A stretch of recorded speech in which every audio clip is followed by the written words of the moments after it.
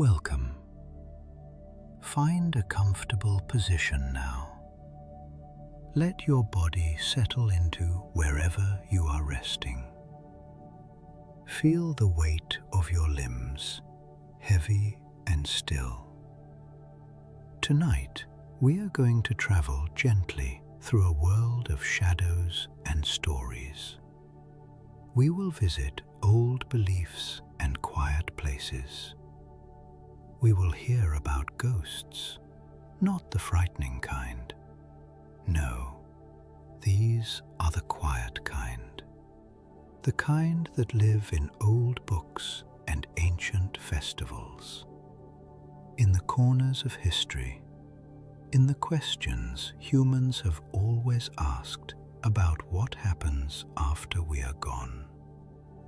You do not need to remember any of this. You do not need to hold on to a single word. Just let the sounds wash over you like water over smooth stones. If your mind begins to drift, that is perfectly fine. That is exactly what it should do. Simply breathe slowly and let the story carry you.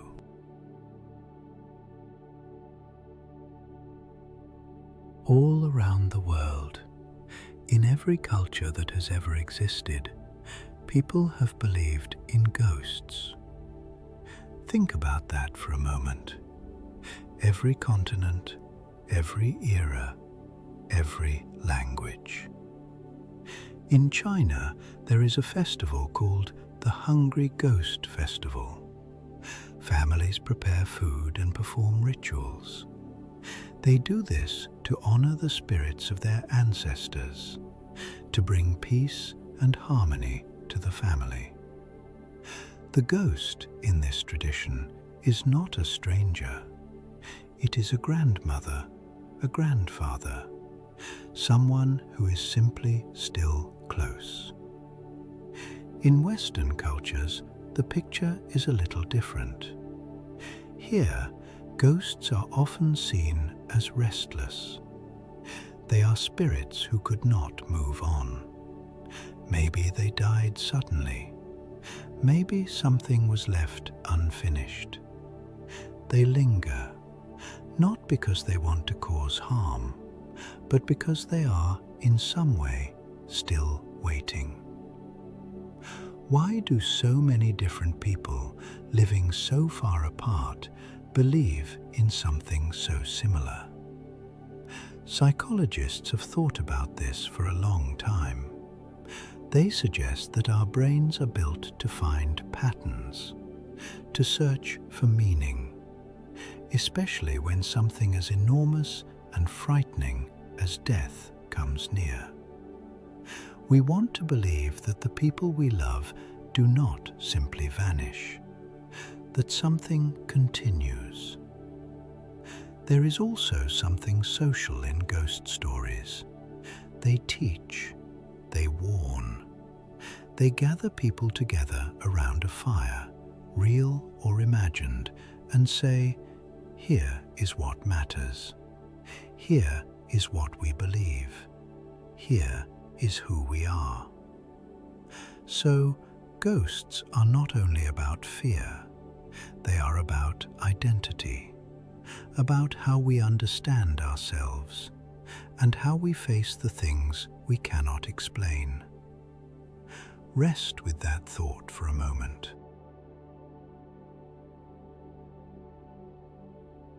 Now, what does science make of all this? Scientists, as a whole, do not accept the existence of ghosts as something that can be measured or proven. But that does not mean they have stopped trying to understand why people report seeing them. Psychologists point to something called the power of suggestion. If someone tells you a room is haunted before you enter it, you are far more likely to notice things that seem unusual. A creak, a shadow, a cold draft. Your brain is already primed, already searching. Then there is pareidolia, a word for something your brain does quite naturally. It finds faces in clouds, figures in shadows, meaning in random patterns. This is not a flaw. It actually helped our ancestors survive. Better to see a predator that was not there than to miss one that was. But in a dark room at night, this same ability can make the ordinary seem supernatural. Some researchers have looked at infrasound. These are sound waves so low that your ears cannot consciously detect them, but your body can feel them. They can cause a vague feeling of unease, a sense that something is wrong, even a feeling that you are not alone. Certain old buildings with large pipes or unusual ventilation produce exactly these kinds of sounds.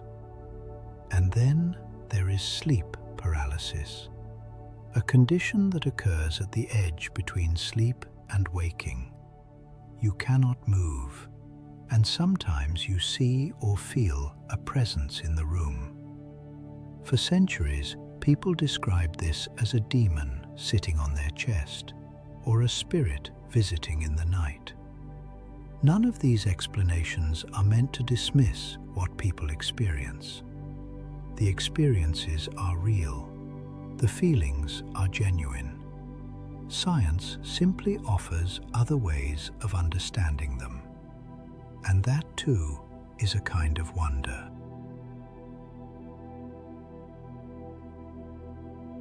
Ghosts have always found their way into stories. One of the most famous is in Shakespeare's Hamlet, written more than 400 years ago. At the start of the play, the ghost of a king appears to his son. He has a message. He was murdered, and he cannot rest until justice is done. This ghost is not simply a scary figure. He is a vehicle for exploring some of the deepest questions a person can face. What do we owe the dead? What is justice? What happens to us after we die? During the Romantic period, ghosts in literature became softer, more melancholy. They carried themes of love that was lost, of longing that outlasted a human life.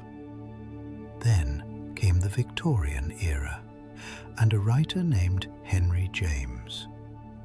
His story, The Turn of the Screw, deliberately leaves you uncertain. Are the ghosts real?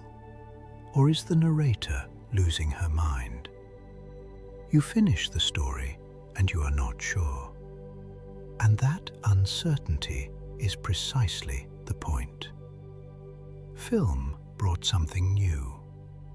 Silent movies used flickering images and shadows to suggest the presence of spirits without ever showing them directly. And modern horror films have learned that what you do not see is often far more frightening than what you do. Ghost stories in media are always changing. They absorb whatever society is worried about, whatever questions we cannot answer. They are one of the oldest forms of storytelling, and they show no sign of disappearing. Let the images settle softly in your mind.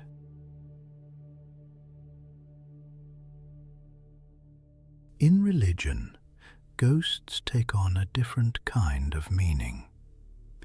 In certain interpretations of Christianity, the soul of a person who has not yet found peace may linger between this world and the next.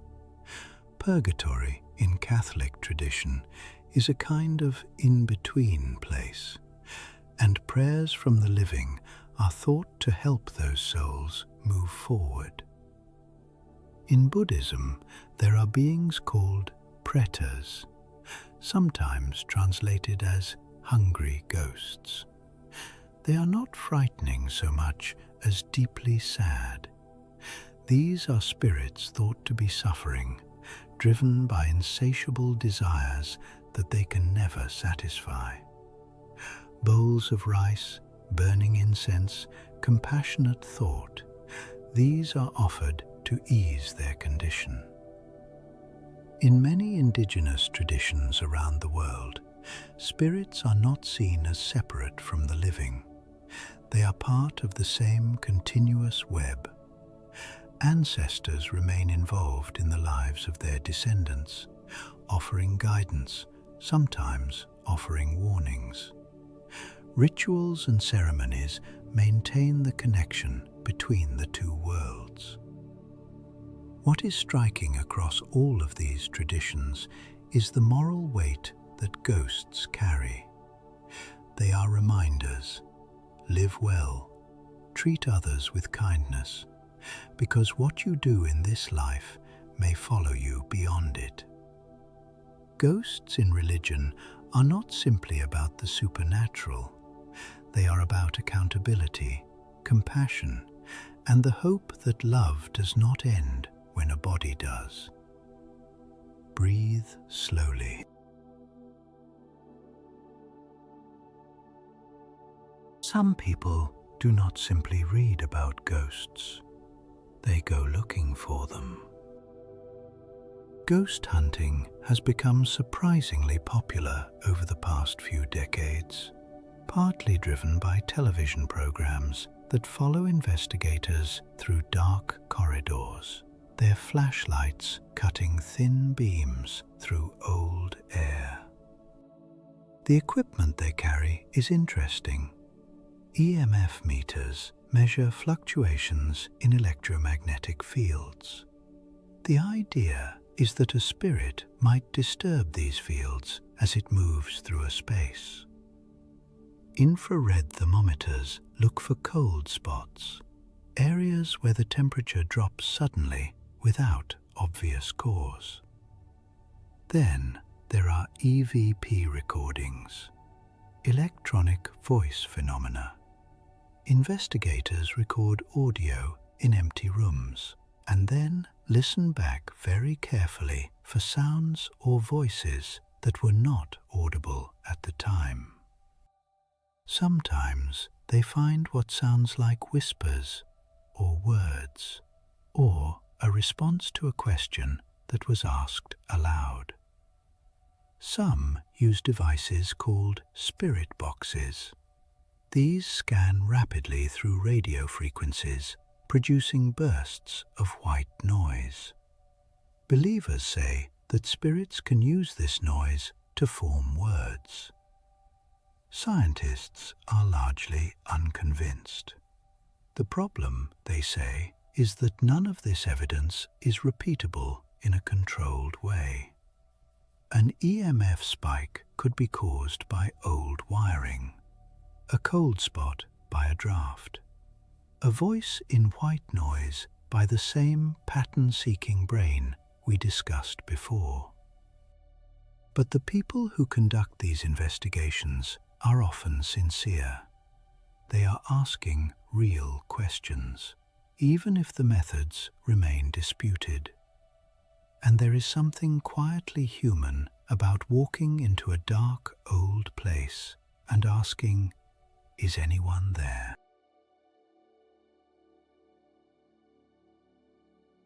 Your mind does remarkable things when fear or grief or longing is present.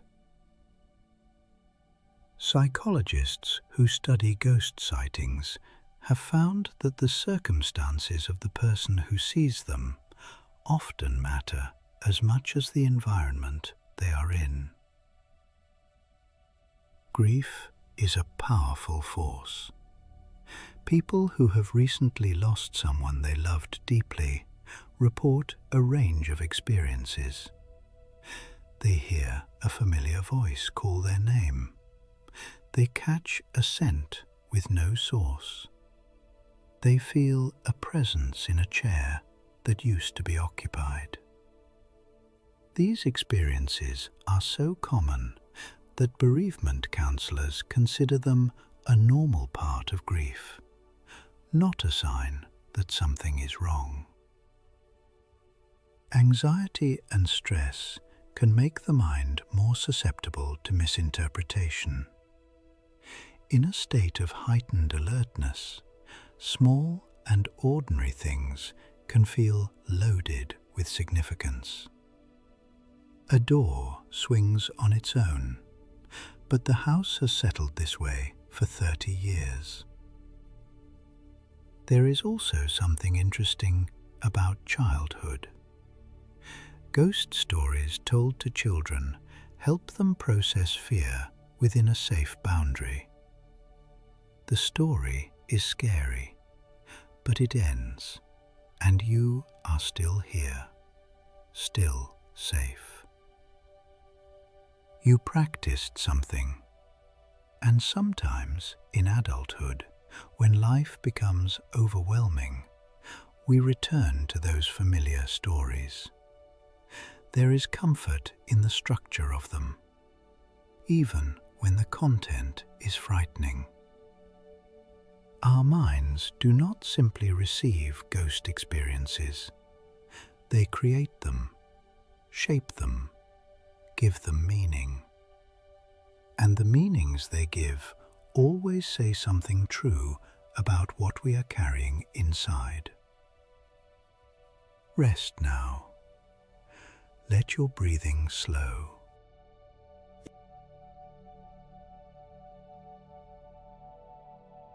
Across different cultures and centuries, certain ghost stories appear again and again, as if they have been written into something deeper than any single tradition.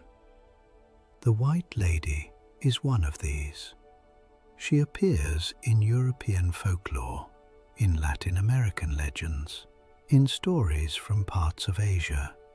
She is almost always a tragic figure, a woman who suffered a great betrayal, or died of a broken heart, or was wronged in some profound way. She wanders, she mourns, and her appearance is often taken as a warning.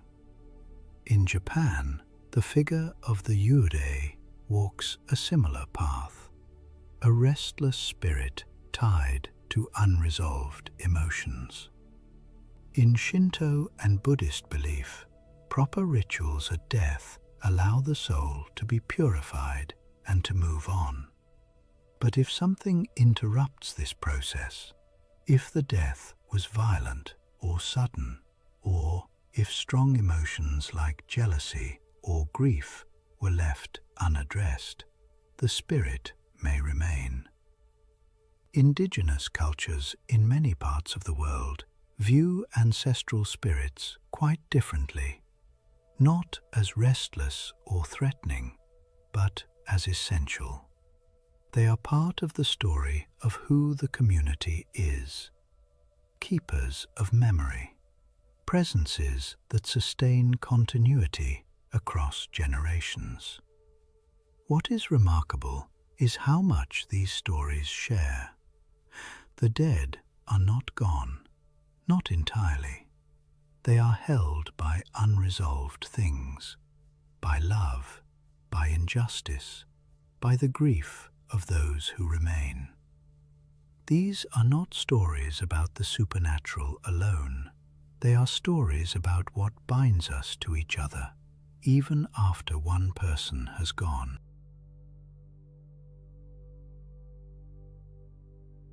Technology has always changed how we think about ghosts. When the telegraph was invented in the 19th century, some people genuinely wondered whether it might be possible to use it to contact the dead. Messages traveling invisibly through wires seemed almost magical. Why not messages from the other side? Photography had a similar effect. If light could capture an image, what else might it capture? Spirit photography became briefly popular. Images that seemed to show faint figures hovering behind the living. Today, technology has created new kinds of ghost stories.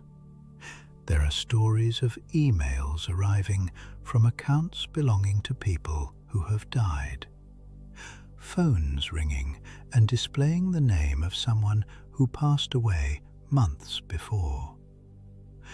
These events usually have technical explanations. Old messages triggering at the wrong time, cached data surfacing unexpectedly. But the experience of receiving them can feel genuinely haunting. Social media has changed grief in strange ways. A deceased person's account can remain active. Birthdays are announced. Memories are surfaced. Their words, their photographs, their small daily observations, all preserved.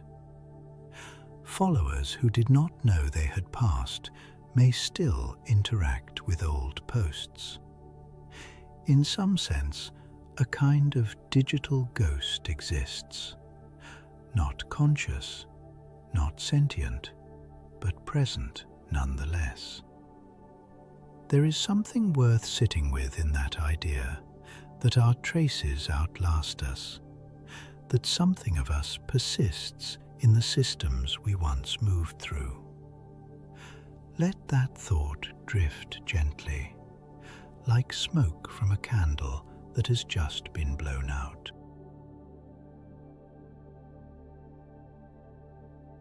Ghosts have been political. This might sound surprising at first, but when you think about it, it makes a quiet kind of sense. In medieval times, rulers sometimes claimed that divine spirits had appeared to them. Visions, signs, supernatural endorsements of their power. If God had spoken, or if a holy ancestor had appeared to confirm your right to rule, that was not easily argued with. On the other side, ghosts have also been invoked by those with no power at all.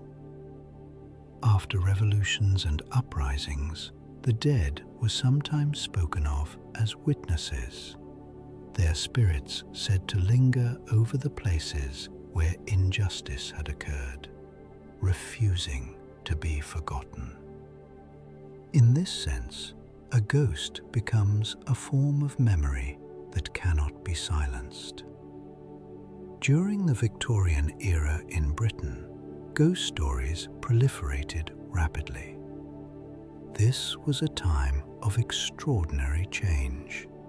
Factories reshaping the landscape, cities growing faster than anyone had planned, old ways of life vanishing. There was enormous anxiety about what was being lost. Ghost stories were, in part, a way of holding on to something, of insisting that the past still mattered. They were also sometimes a way of talking about class, about the sufferings of the poor, about inequalities that polite society preferred not to name directly. A ghost story set in a great house might really be asking, who suffered here? Whose story has been erased?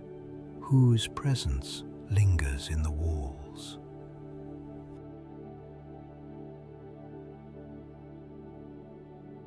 There is an entire industry built around ghosts. Cities with long histories and dramatic pasts have discovered that people will travel specifically to walk the streets where strange things are said to have happened. Edinburgh in Scotland draws thousands of visitors every year to its ghost tours. The city has centuries of turbulent history layered beneath its cobblestones. Plague, war, public executions. Stories are told in underground vaults where people once lived in extraordinary poverty, and where, it is said, something of that suffering still lingers. New Orleans has its own deep well of ghost lore, rooted in its history of slavery, yellow fever epidemics, and a culture that has always kept the boundary between the living and the dead deliberately thin. London offers haunted walks through neighborhoods where history happened violently and visibly. Hotels and inns actively market their ghost stories. Some guests book specifically because they hope to experience something unexplained. They want the room said to be visited, the corridor where footsteps have been heard. There are critiques of this. Some argue that turning tragedy into tourism requires care, that there are ethical questions about who profits from whose suffering. But there is also something genuine in the impulse. People visit these places because they want to feel connected to history, to something larger than their own small moment in time. Ghosts, in this context, become a bridge. Breathe slowly.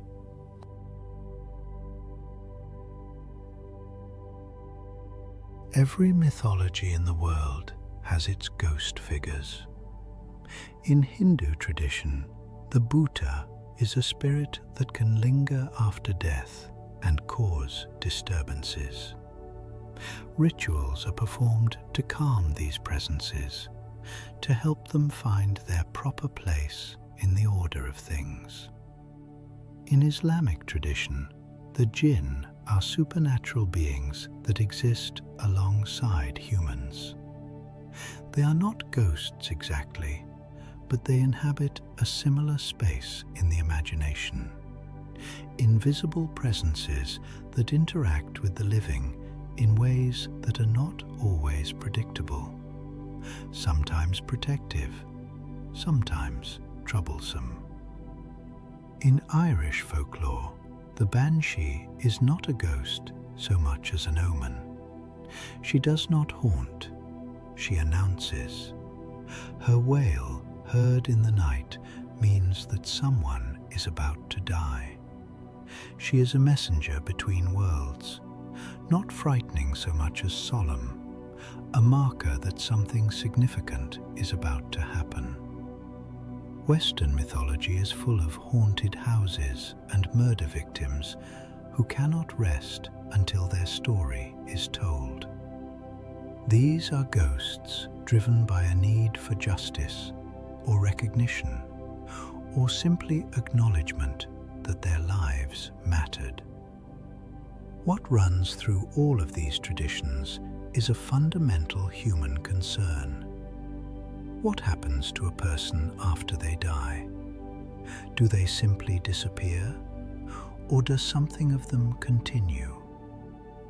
Mythology across all cultures answers this question in different ways, but the question itself is always the same.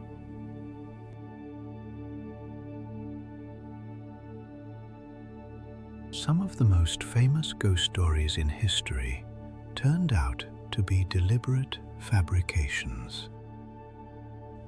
In 1917, two young cousins in the English village of Cottingley took a series of photographs. They appeared to show the girls in a garden surrounded by small, delicate fairies. The images circulated and attracted serious attention, including from Sir Arthur Conan Doyle, the creator of Sherlock Holmes, who believed them to be genuine and wrote enthusiastically about their significance.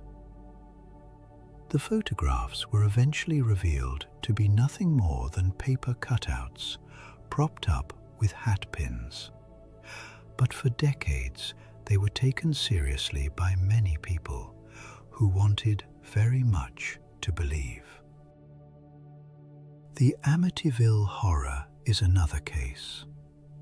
A family moved into a house in New York where a terrible crime had occurred. They reported a frightening series of supernatural events and left the house after a short time. The story became a best-selling book, then a series of films, then a cultural reference point that most people recognize. Subsequent investigations suggested that much of what was reported was exaggerated or invented, but the story had already taken root. What these cases reveal is not simply that people were fooled. They reveal something about the human desire to believe. We want the world to be larger than what we can see. We want there to be more. And when a story arrives that seems to offer that, we are sometimes willing to meet it more than halfway. That is not a weakness. It is something quietly touching about what it means to be human.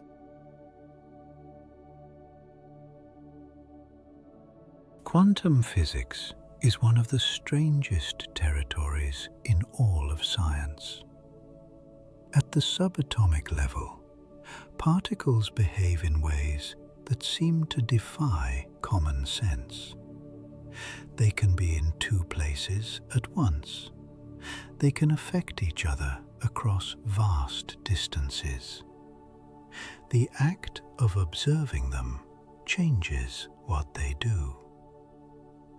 Because quantum physics is so genuinely strange, it has sometimes been borrowed by people trying to find a scientific framework for the existence of ghosts. The idea of the multiverse, that there may be many parallel versions of reality existing alongside our own, has led some to speculate that ghostly apparitions might be glimpses of these other dimensions bleeding through. Moments when the barrier between parallel worlds becomes momentarily thin. The Heisenberg uncertainty principle, which states that you cannot know both the position and the momentum of a particle with perfect precision, has been interpreted by some as suggesting that consciousness might operate outside the measurable world, that something about awareness might persist beyond physical death. Scientists, by and large, do not endorse these interpretations. They describe them as misunderstandings of what the principles actually state. But there is something interesting in the reaching, in the human impulse to look at the strangest corners of science and ask, is there room here for something more? Quantum physics does not tell us ghosts exist, but it does remind us that reality is far stranger and more layered than it appears. And perhaps that, by itself, is enough. Let your mind soften around that idea.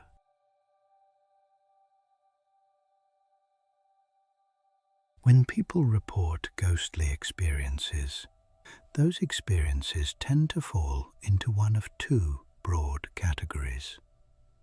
The first is what investigators call an apparition. This is a ghost that seems aware. It responds. It appears to have intention. People who describe encounters of this kind often say they felt seen, that the presence registered their existence. Sometimes the apparition delivers a message, or seems to be waiting for something, or behaves in a way that suggests a distinct personality. The second category is called a residual haunting, and it is quite different. A residual haunting does not interact, it simply repeats. Witnesses report seeing the same figure walking the same path again and again, or hearing the same sounds at the same time each night. The presence, if that is the right word, seems unaware of anyone watching. It is like a recording playing on a loop, imprinted somehow into the place itself. The stone tape theory, a popular though unverified idea, suggests that certain materials in old buildings might store emotional or energetic impressions, the way magnetic tape stores sound, and that under certain conditions, these impressions might play back. Science has not confirmed this, but the distinction between these two types of experiences is interesting in itself. The difference between something that seems conscious and something that seems mechanical, between a presence and an echo. Even the language we reach for says something about how we understand memory and loss, and the way places hold the past.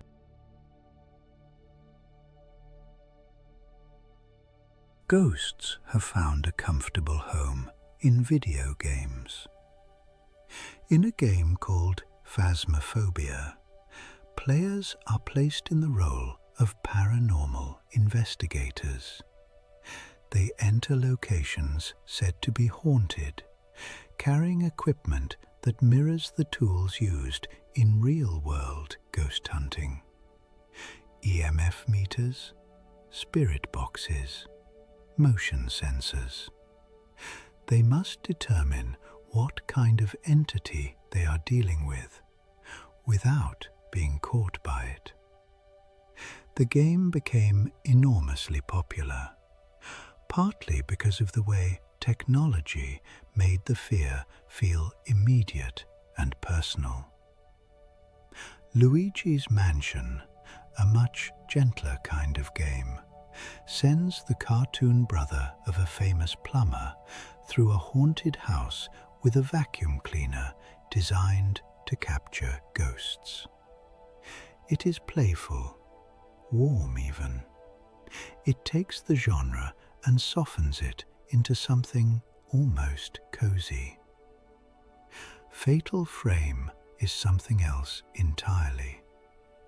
Players photograph ghosts using a special camera.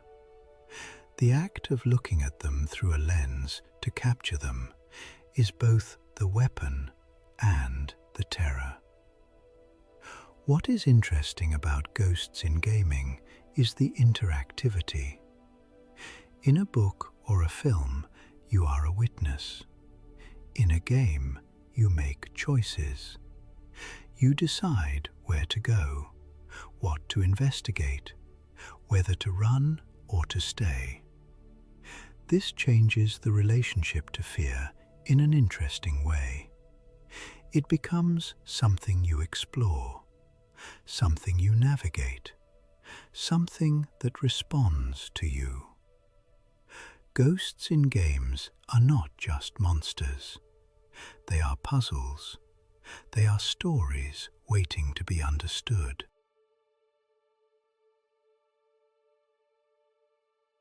The way people have explained ghosts has changed enormously depending on when and where they lived. In medieval Europe, the Church provided the framework. Ghosts were souls stuck in purgatory, suffering for sins committed in life. The appropriate response was prayer, offering masses, asking God for mercy on their behalf. This gave the living something to do with their grief, a task, a purpose. Then came the Enlightenment, a period when thinkers began to question traditional beliefs and demand evidence. Ghosts became suspect. The educated classes grew skeptical, seeing ghost stories as remnants of superstition, things that science and reason would eventually sweep away. But then something unexpected happened. The Victorian era arrived, with its gas lamps and steam engines and extraordinary scientific advances. And alongside all of that progress, a massive and serious interest in the supernatural emerged. Séances were held in drawing rooms across Britain and America. Mediums claimed to channel the dead. The Society for Psychical Research was founded in 1882 to investigate these claims with academic rigor. Why the resurgence? Partly because death was everywhere. Child mortality rates were high. Epidemics swept through cities. People lost loved ones constantly and suddenly. The longing to believe that something continued was not irrational. It was heartbreaking and entirely understandable. Ghost stories adapt to whatever people most need them to be. That flexibility is part of what has kept them alive through every age.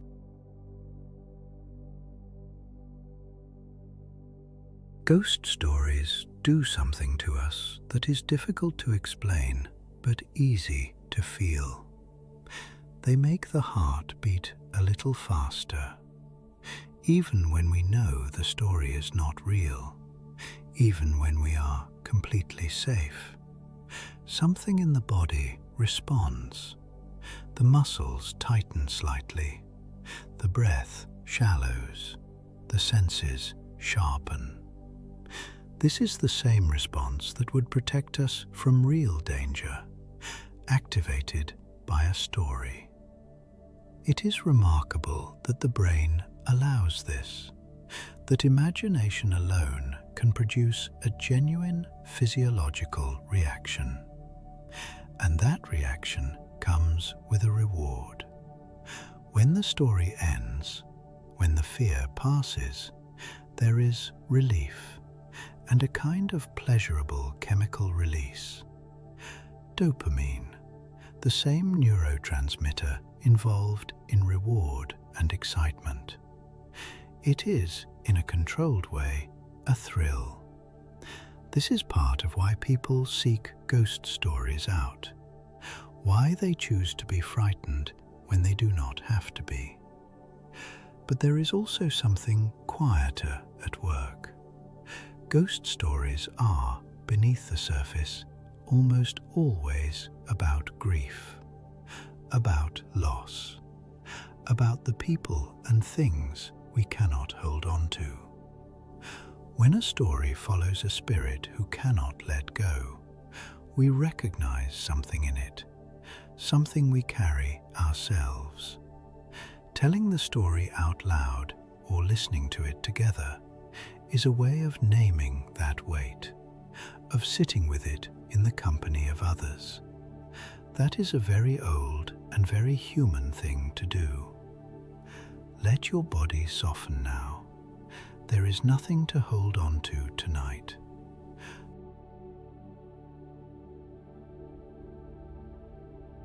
Skeptics play an important role in all of this. They are the ones who insist on asking, "But are you sure? What else might explain this?" James Randi was one of the most famous skeptics of the 20th century. A former magician, he understood better than most how easily the mind and the eye can be deceived.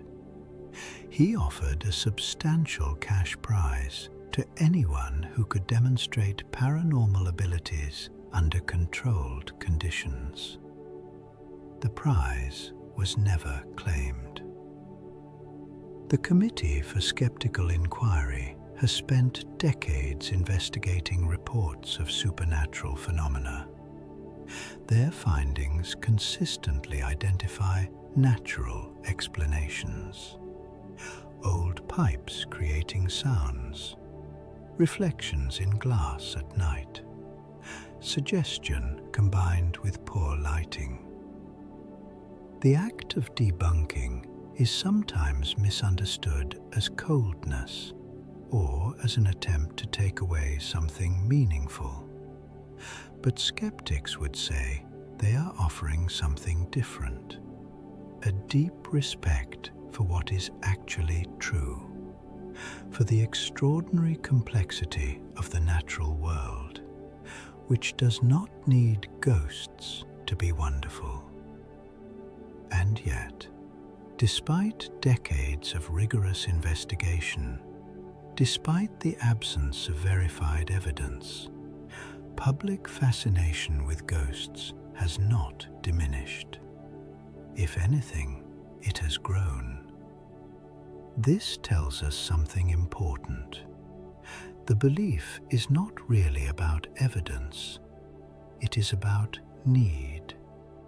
It is about meaning, about connection, about the refusal to accept that the people we love are simply and completely gone. Skepticism is valuable, and the need it addresses is also real. Both things can be true at once.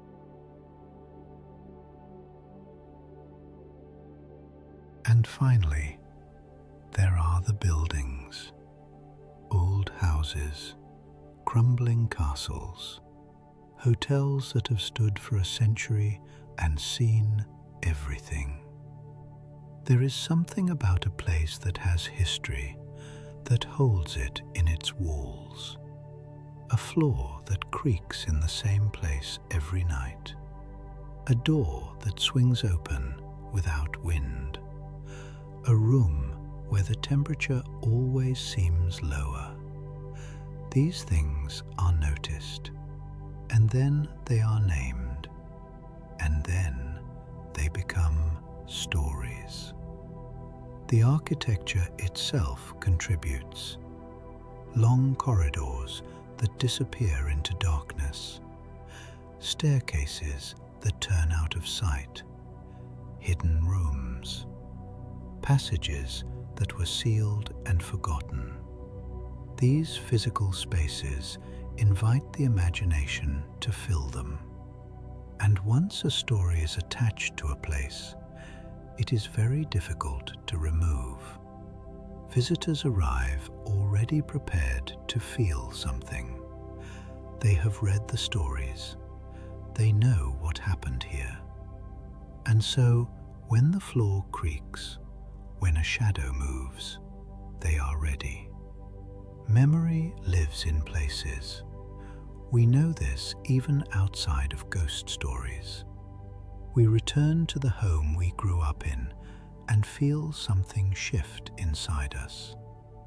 We walk through a city we visited during a significant time in our lives, and the feeling of that time returns. Places hold us, even when we are gone.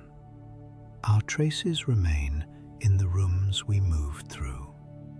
Perhaps that is the quietest and most honest thing a ghost story tells us, that we matter, that our presence leaves something behind, that the spaces we inhabit remember us in their own silent way. Let that thought rest with you now, as your eyes grow heavy, as your breathing slows, as the stories settle softly around you like dust in an old room. You are safe, you are still, and you can let everything go now.